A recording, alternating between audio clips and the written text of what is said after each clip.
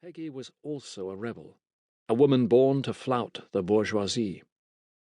The mother of 3 illegitimate children, including David, at a time when a girl could have been ostracized by society for having even one, Peggy was never afraid to dance to a different drummer.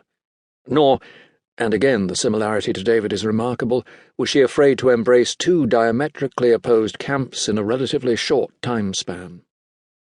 Peggy briefly became enamoured of Oswald Mosley's British Union of Fascists, the British equivalent of the Nazi Party, and in October 1936, when she was 23 years old, attended one of their rallies in the prosperous spa town of Tunbridge Wells.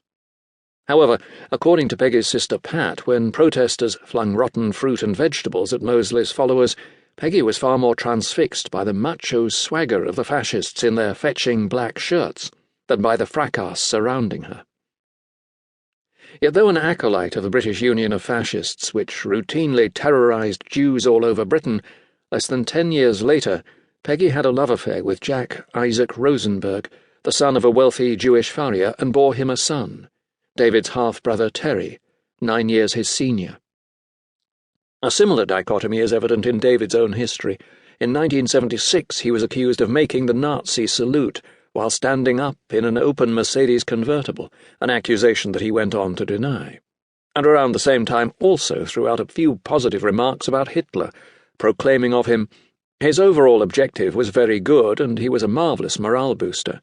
I mean, he was a perfect figurehead." So that just as his mother was once seduced by the glittering visual image of Mosley's black shirts, David clearly was as mesmerised by Nazi style, swagger, and sharp tailoring. Yet his good friend Mark Bolan was Jewish, and so is the second most important woman in his life after Iman, his best friend and faithful retainer in every area of his private and public existence since 1974, Corinne Coco Schwab, an American who was born in the stockroom at Bloomingdale's after her mother went into labour in the store's linen department. At David's wedding reception, Coco is all radiant smiles, her thick, efficient-looking, shiny black bob creating a helmet around her face, a reminder that she invariably plays bad cop to David's good.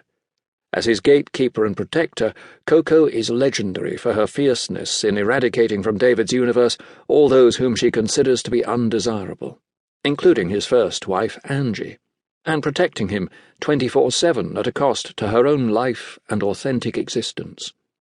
Coco's dedication to David has always been unimpeachable, right through his drug-addled years and his divorce from Angie up to and beyond 2013, when she was on hand to assist in the making of his video for Love is Lost, which premiered at the Mercury Music Awards.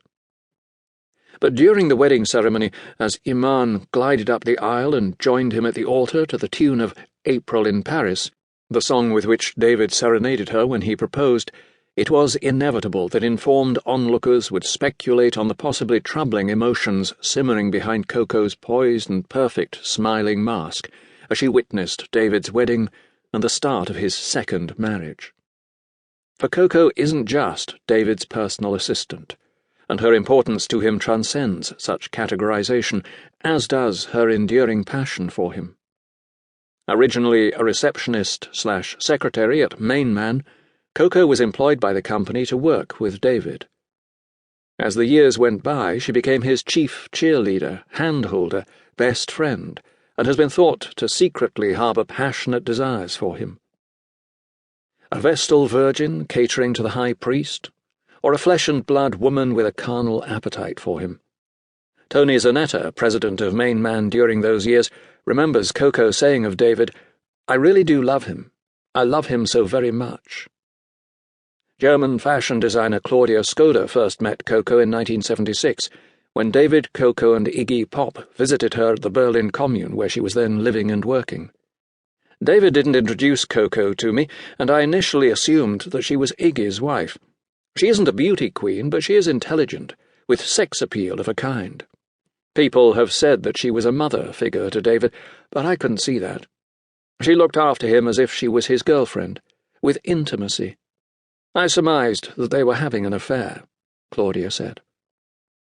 Whatever the truth, Coco has been in David's life for 40 years. In 1987 he wrote Never Let Me Down, a song inspired by her friendship and her loyalty to him.